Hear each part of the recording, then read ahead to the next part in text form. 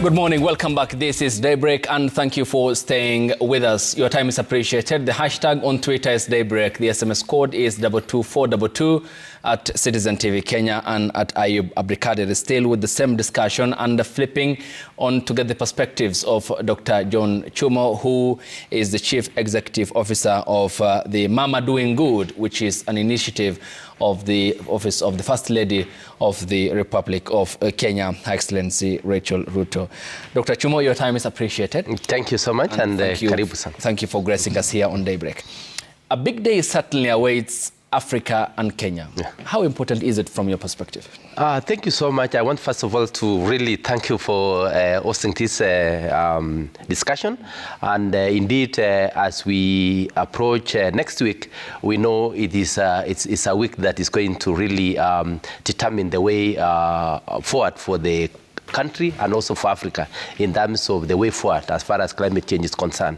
Indeed, it is a situation where we would first of all thank His Excellency the President for taking the bull by the horn and actually hosting this. This is an issue that has always been there in the past, but no country, no state has ever been able to accept to host this. And therefore, as people of Kenya, I think this is an opportunity. It is a godsend opportunity for us to showcase what we do as far as mitigating and adapting to climate change, and also as Africa, how are we going to galvanize our decisions, our solutions that we think that can be able to solve the issues to do with climate change issue, because climate change has been real. It's no longer a myth.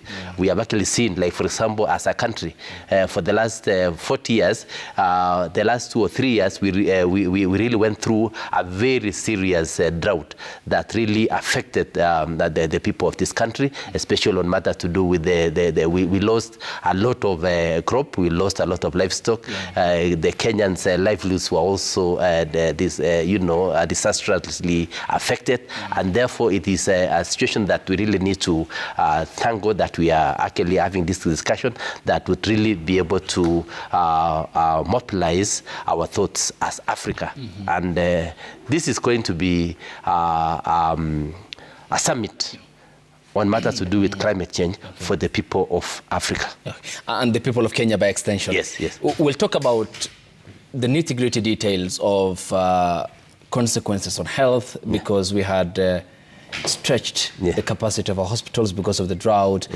But how will this then inform, Dr. Chumo, what will happen later in the year in the United Arab Emirates, the COP28 climate conference? And what do you see as the main agenda setter of this summit, which will be happening at the Kenyatta International Convention Center? Thank you so much. You really realize that as far as climate change is concerned, we have had serious talks. We are now talking about, COP28. We have actually begun all the way from, the times when you are discussing about Kyoto Protocol and all these kind of agreements that have actually been made. And therefore, we came back to even to COP21 when we were talking about the Paris Agreement. That was actually, we still believe that that was the best agreement that we ever had on matters with climate change. And therefore it was, giving us, a way forward in terms of what we need to do, in terms of adaptation, in terms of mitigation, and also in terms of climate financing. And one thing that has actually happened in the discussion throughout, all the way to the other COPs that we have had, even the latest one that we had in Sharm el-Sheikh, we realized there is a lot of watering of the Paris Agreement, because in the past there were many things that had been put forward in terms of the cardinal points as far as Paris Agreement is concerned. Like, for example, we are talking about the issue of climate financing and how, for example, the global north was going to ensure that the Global South are actually, assisted in terms of getting the resources. We know that the Global North are actually mostly the emitters of greenhouse gases as much as climate change is concerned. And the Global South, where we are actually we emit very little, but then we actually, receive the serious impacts. And therefore, there is the discussion. Therefore, would be what would be the best infrastructure in terms of the way funding has to come, because we have been waiting for this funding. It has never happened. It has been a myth. It has been a story. It has been an author. And therefore, I think coming up to what we need to discuss in the next week is actually what Africa needs to discuss as a focus. And this is just one. We know we have to adapt to climate change. We need to mitigate climate change. And then we need to look at our own solutions as Africa. And then the other thing again, even in particular, for example, as a country as Kenya, we also need to look at what are those local solutions that we can be able to do for us to move forward as far as adaptation, mitigation is concerned. But again, as we also talk about the issue of financing, because this is not forthcoming. It has been, it has been a promise that it has never come. And, the problem has been Kenya goes to COP as Kenya. South Africa goes to COP as South Africa, or even Morocco and all that. But I think the dimension this time, and I would actually appreciate the way His Excellency the President is doing, is that we need to actually come as a continent and talk as a continent, and therefore come up with a situation where, for example, we say as people of Africa, and more on Global South. What do we need to do so that we can be able to say, as we go to COP28, that is in Dubai, we can actually say this is our stand, and we talk as a one country, continent, and therefore I think it will be more stronger. When you talk about issues that are affecting, for example, Morocco and also having in Kenya, could be the same, but we have actually been having this divide and rule sort of, and nobody listens to us. Because you have mentioned the climate conference that was convened by President Hollande in 2015 in Paris, and the post-15 Paris Climate Accord, countries were told to come back with better emissions in terms of their targets, and we have seen what happened during the Glasgow talks. Countries like the Saudis, the Kingdom of Saudi Arabia, which is the second world oil producer, was named as the most resistant to the deal on fossil fuel. It at some point even led to, decry from Alok Sharma, who was the president of the climate conference. The draft at the time to propose, to quote it, countries to phase out unabated coal power of inefficient subsidies for fossil fuels. For example, Australia and India resisted to calls to phase out coal anytime soon. These are countries that have led to consequences because of their actions. Here is a summit happening in Africa and hosted by Kenya. What will be the unison voice that will come out for a continent that is largely under the consequence of bearing the brunt of the actions of these countries that are as well unconcerned about, or not concerned, or have no attention whatsoever to the consequences that we, the African continent, are bearing under? No, I agree with you totally that, as I said, that if you look at the statistics, after Paris, we actually told, or rather we signed, because as a state, Kenya also signed to most of the things that were actually alluded to in that act, in that agreement. And actually one of the things was actually the issue of funding and all that, because we actually want suffering in terms of the effects of this climate change. And what has actually been happening, as it has been, as you have actually said, is that there are people, or rather there are countries or states that actually been resisting. Because for one, the fossil fuels are mostly,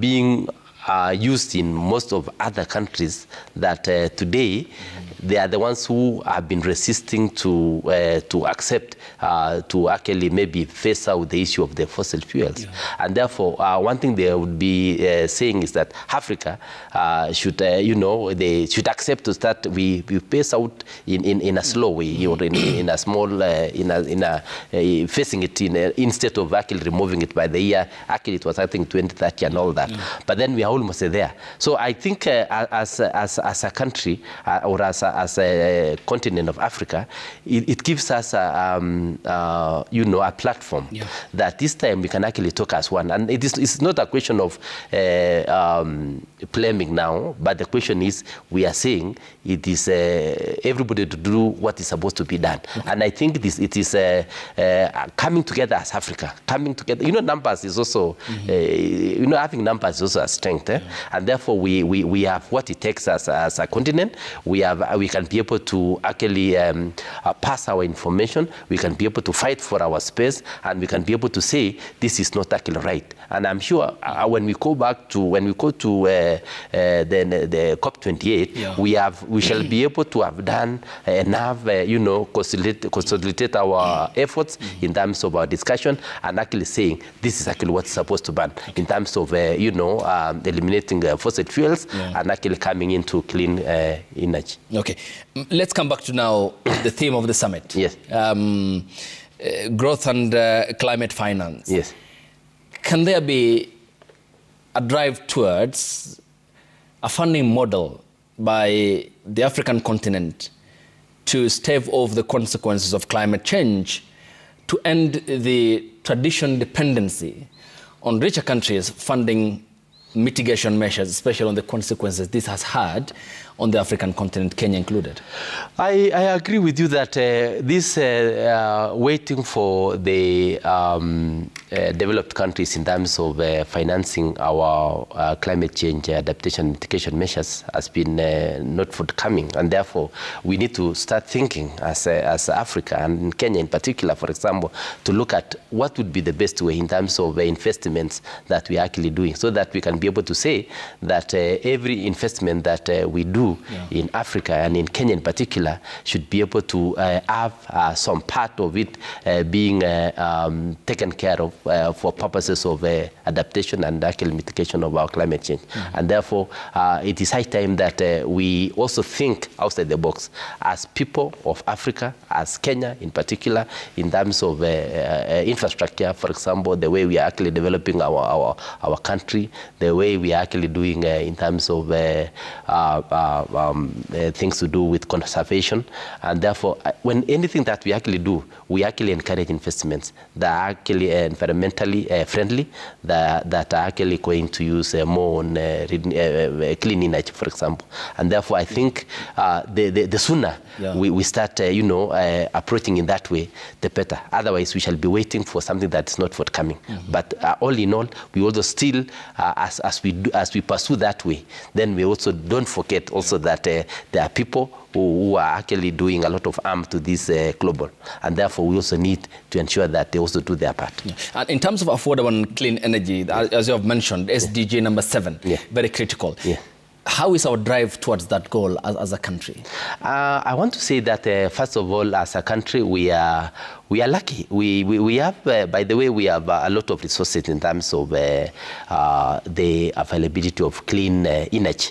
Like, for example, when you talk about, for example, in Kenya, we have a lot of geothermal energy.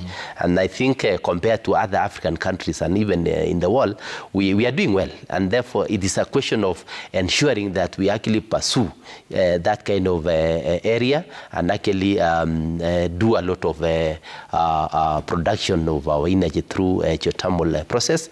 And then also we are also endowed with a lot of solar. Look at we are talking about 80%, for example, of our country is asal, and there's a lot of solar. And therefore, I think we can actually go that way and also win and also these other, like the biocars and all these other kind of gases that we actually be able to use. So actually what we are saying is we have what it takes. What we only need to do is actually to customize whatever we do towards using that kind of energy. And I'm happy that if you look at the bottom-up and economic transformation agenda, it has actually put a lot of energy in terms of trying to say that we can actually be able to enhance our energy production in this country towards geothermal, solar, and all that, so that we can be able to do one, provide our people with energy, number two, actually solve the issue of climate change. And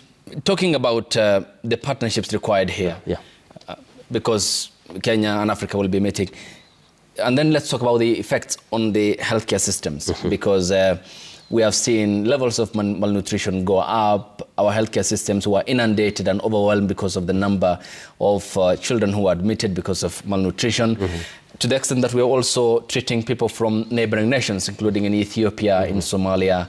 And I did cover that drought session in Mandera County, and I've seen how the healthcare system was nearly at a point of breakdown. I mean, these are issues that we know, if they happen, will have adverse effects on our systems as a country. What then measures will the government, and by extension this is also across the continent, the continent will put in place to ensure that we forestall this? And what will be the mechanisms? Would it be no dependency on rain-fed agriculture? What will be the model going forward of forestalling or staving off such effects on our healthcare systems? First of all, I want to tell you again that, or rather to inform you that as a result of the effects of climate change, we have also seen upsurge of several, diseases, like, for example, malaria. Malaria, it was only mainly in, supposed to be in lowlands because of the, the mosquito habitat and all that. But then today, for example, you will even find, for example, places like Nairobi or islands also receiving a serious malarial upsurge, and therefore this is an example, and many other diseases. We are even seeing a lot of cancers, and some of it is actually related to climate change. We are also seeing, as you have actually said, malnutrition, and therefore this is a drought that we had the other day. It's also caused a lot of havoc, and therefore as a country, we know we need to put up a lot of structures and actually look at ways that we could be able to fund, to actually focus more on healthy awareness, and also ensuring that our facilities are well facilitated. And therefore, this can actually be done. I think as a country, we are already focused on that. You have actually seen as a country being focused in terms of giving the people of Kenya the health facilities. You can see, like Kenya, we are talking about the national government and the county government, and then also we can't do it alone. We are also having other friends, but then you see we have what it takes as a country, but then we can also be able to say we can't do alone. We also need the support of other development partners, so that we can be able to get our people. First of all, issues of food is about food security, because I think if we can do well in terms of maximizing the rain that we have, especially in parts of Africa, in parts of Kenya, that can be able to give us a high production of maize, for example, and many other things, then we can do. But then the other thing again is to change the way we do our things. Instead of actually depending on rain, that is the normal rains that we normally receive, which sometimes is not forthcoming, and because of climate change, we also need to see where we can actually do irrigation. And I think if we can also do a lot of energy, put a lot of energy there, try to actually leverage on rain, irrigation in some of the areas, like in the northern part of our country, and even some other parts of this country, which can also still do the way, both rain and also irrigation, then we can go far. And that's the way to go, because we can't wait. We can't wait for long, because the kind of effect that our people are really being affected by climate change is so serious. And therefore, it is a call by everybody, especially, and I'm happy that the government is thinking about that. You have actually had the Ministry of Agriculture, you have actually the Ministry of Water discussing more on matters to do with irrigation, because that is the way to go. And also providing rain, harvesting of the rains that we are actually getting. We are now talking about El Nino coming. Yes. What plans do we have? So that those are the things, those are the questions that we should be now discussing. What if we get a lot of rain? How are we going to store that amount of water that can be used after the El Nino? And I think for us, if I tell you about Mama Doing Good, we are really feeling for the women, because the people who are really most vulnerable are the women of this country. Okay. And talking about the weather patterns, the Met Department will today issue a statement on the forecast and the prediction of the El Nino rains, as you have mentioned. But critically, you pointed out one key element in your just ended submissions here. And when you talked about the need for an end or dependence on rain-fed agriculture, then in that process, how key is technology for policymakers, for the initiative with which you are the Chief Executive Officer for the national government and also the continent by extension?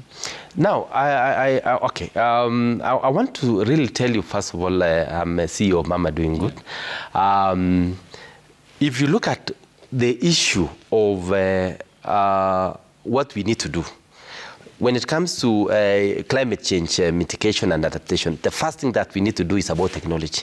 And one of it is trying to understand how to provide water or access water to the communities in a way that is actually easy in terms of the cost, and also cheap in terms of how it can be done.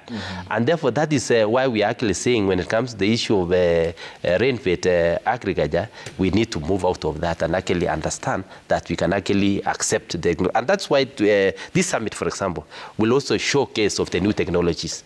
And we have as Kenya, we can be able to pour a lot of technologies that are happening. Look at, for example, what happens in Israel. You see, if you go to a country like Israel, it is almost like a desert. But what's happening there, there's a lot of irrigation, there's a lot of fruits being produced, there's a lot of dairy going on, and all that. And therefore, it is just a question of actually maybe borrowing a leaf from those countries that have actually been able to take a step in terms of technology. Okay. And because, look, you are heading an initiative that targets, of course, the women, but by extension, they are also one of the people who bore the consequences of climate change. And the counties are doing their part, so is the national government, so is the continent, and so is the world. And here comes in the question about the financing, as we have talked about. And the government in 2021, after the ending of the devolution conference in Makueni County, which was themed multi-level governance for climate action, for the devolved units to have these measures in place, had pledged 6.2 trillion. That's President Uhuru Kenyatta then, who addressed the session virtually from South Africa because he wasn't there in physical. How are we progressing with that? And is there a point of intertwinement with what the national government is doing with yours and the counties? And how does that point of convergence address the problems that we have as a country? First of all, I want to tell you that you can appreciate the fact that as a country, we have policies that have been put in place to address matters to do with climate change. We have Climate Change Act that outlines how we are supposed to actually operate as a national government and the county governments and all other non-state actors. And therefore, the issue of policy is clear. And that is why, for example, if you look at the most of the counties, they have what you call the County Integrated Development Plan, that they have actually organized themselves to ensure that most of the issues addressing climate change are actually captured. And it actually, the issue of financing comes on board. And therefore, I know the Kenya government has been actually discussing so much in terms of trying to see how it can, it was actually, I think it's about 6 trillion. 6.2 trillion. Something trillion, in a 10-year period. In a 10-time period. I know it has been there in terms of, even when in the last budgets, it was there. But I think because of one, he said the same drought that came, and I'm sure it destabilized the economy and obviously the flow of our resources and all that. But we have seen counties actually doing their what you call the climate fund strategies, and that would be another way to ensure that whatever they get in terms of what they get as counties, they can be able to put a good percentage to address matters to do with adaptation, mitigation of climate change. And also the national government has a role in terms of also mobilizing also resources from both internally and also externally. But we know the 6 trillion is not a lot. Yep. Given that if we address climate change, we can be able to address several other issues that bring development to this country. And therefore, I know, and I'm very optimistic that moving forward, that can be achieved. Yeah. I know we are. You remember, for the last 2 years, we came from COVID. We came to issues to do with the drought. We also had issues to do with the Ukraine issues, and I'm sure that is what has actually destabilized our recent past. But moving forward, the 6 trillion is possible for a country like this to ensure that it is actually flowed to the counties for purposes of addressing climate change. And when you mention about 6 trillion, it isn't a small amount of money. And does it then mean that this huge allocation to address climate change therefore communicates the message that this cause is about life and death? I mean, absolutely right, because look at what climate change affects. It affects agriculture, it affects infrastructure, it affects health, it affects education. I mean, basically it affects everything. And therefore, it is high time that as a country and as a nation, as a continent, to address climate change. And therefore, whatever it takes in sorting out this, the better for the people and for the nation. Yeah. Is it then a discussion that shifts away from or takes off from the confines of the Ministry of Environment to health now because of the adverse effect this will have on our healthcare systems? Malnutrition cases will go high. You have cases of skin cancer as a result of the climate change and the damage on the ozone layer because of carbon emissions. And then another entity comes in, this insecurity because of insecurity as a result of the minimal resources, conflicts of resources and water. Yeah. I mean, it seems it's moving away from environment to security. I totally agree with you. This is I mean, issues of climate change is a national issue. It is. That's why, and I'm happy that in this country, his president has taken it upon himself to say this is an issue that needs to be addressed as a country, because it is not. It's multi. We need to use a multi approach way of doing things, because actually we know, for example, climate change is domiciled, for example, in environment, but it cuts across. It cuts across. I've actually mentioned that, for example, we are talking about roads being destroyed, courtesy of floods. We are saying, for example, some parts of coastal region, for example, can actually be submerged.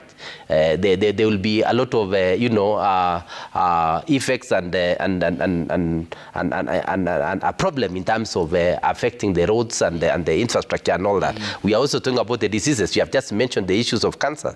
I've mentioned about the issue of mosquitoes. I've mentioned about the waterborne diseases, displacements of people. Baringo, yes, flooding. All the lakes that were overflowing. You saw Lake Naivasha, you saw Lake Baringo, you saw even Lake Victoria actually rising up, and these are actually effects of climate change. And therefore, it's not about environment. It's not about Ministry of Environment. It's not about an agency within the ministry. It's about affecting schools. It's affecting the health facilities. Affecting the roads. It's affecting agriculture, and therefore it is. I think that is why, for example, you're talking about Climate Council being the chair, being His Excellency the President, because it is an issue that is actually fundamentally a national problem. Yeah, because when we talk about that, and the consequence when you look at it from the global perspective is that you have record temperatures in North America and the Mediterranean.